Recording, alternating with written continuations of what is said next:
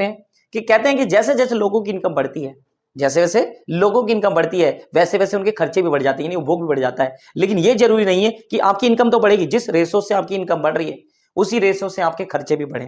ठीक है, जैसे कि अगर हम एग्जांपल के तौर पे वाई मेरी इनकम है, सी मेरे खर्चे हैं। अगर कि एक इंसान की 5,000 रुपए इनकम है तो वो खर्चा कितना कर रहा है, 4500 खर्च कर रहा है। अगर उसकी इनकम को बढ़ा के अगर 25,000 कर दी जाए, या उसकी जगह अच्छी जगह उसकी जॉब लग जाए और उसे अपॉर्चुनिटी अच्छी मिल जाए, तो 5,000 की जगह 5,000 से उसकी इनकम कितनी हो गई, 25,000 हो गई।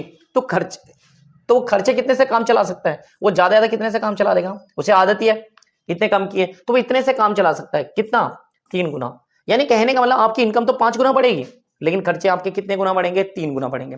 तो जैसे जैसे लोगों की इनकम बढ़ती है, मानते हैं कि इनकम बढ़ती है तो उनके खर्चे बढ़ते हैं, लेकिन ये जरूर नहीं है जिस रेशो से उनकी इनकम बढ़े, यानी इनकम अगर 5 गुना बढ़ रही है तो उनके खर्चे 3 गुना बढ़ सकते हैं। तो ये बताता है कि जैसे जैसे इनकम बढ़ेगी तो खर्चे भी बढ़ेंगे, लेकिन उस रेशो से नहीं बढ़ेंगे जिस रेशो से आपकी इनकम बढ़ रही है।